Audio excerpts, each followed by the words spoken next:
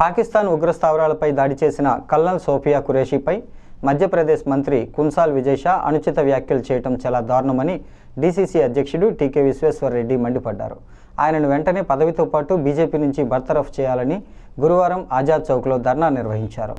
మంత్రి దిష్టిబొమ్మను దహనం చేసి నిరసన తెలపడానికి కాంగ్రెస్ శ్రేణులు ప్రయత్నించడంతో పోలీసులు అడ్డుకున్నారు. శాంతియుతంగా నిరసన తెలపాలని, దిష్టిబొమ్మలు దహనం చేయడానికి అనుమతి లేదని చెప్పడంతో టీకే వారిపై ఆగ్రహం వ్యక్తం చేశారు.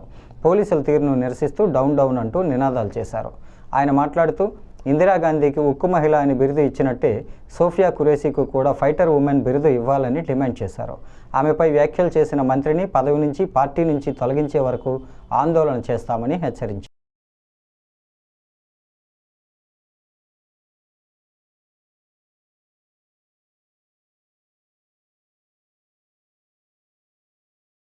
మన భారతదేశానికి మరి ఏదైతే ఆపరేషన్ సింధూర్కి నాయకత్వం వహించినటువంటి కల్నల్ సోఫియా ఖురేషీ అనే ఆమె భారతదేశానికే గ్రేట్, మళ్ళీ సామాన్యమైన కాదు.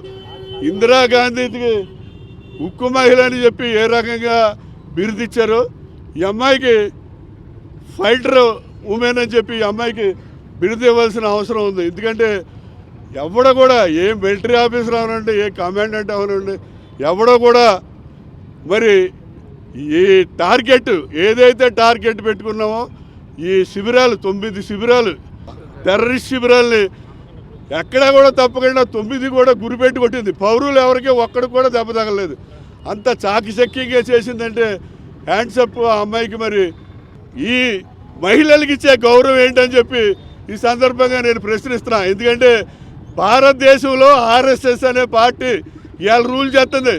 నరేంద్ర మోడీ గారిని కాలర్ పట్టుకుని నడిపించింది ఆర్ఎస్ఎస్లో ఒక మహిళ కనపడదు మనకి.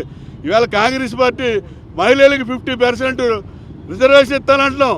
మహిళలు ముందుండి నడిపిస్తున్నాం. ఇందిరాగాంధీ కానివ్వండి, ప్రియాంక గాంధీ కానివ్వండి, రాష్ట్రంలో వైఎస్ షర్మిల కానివ్వండి, అటువంటి మహిళలకి ప్రాధాన్యత ఇచ్చేటువంటి ఈ కాంగ్రెస్ పార్టీ ఈ అమ్మాయి ముస్లిం అమ్మాయి అయినప్పటికీ కూడా ఈ ఖురేషీ అనే అమ్మాయి మరి బ్రహ్మాండంగా నాయకత్వం తీసుకుని ఆపరేషన్ చేసింది. అటువంటి అమ్మాయిని తిట్టినోండి ఈ బీజేపీ ప్రభుత్వం కనుక తక్షణం అతని పార్టీ నుంచి, మంత్రిత్వం నుంచి బర్తరఫ్ చేయకపోతే మరి బీజేపీ దానికి తగిన మూల్యం చెల్లించుకోవాల్సి ఉంటుందని చెప్పి ఈ సందర్భంగా తెలియజేస్తాను.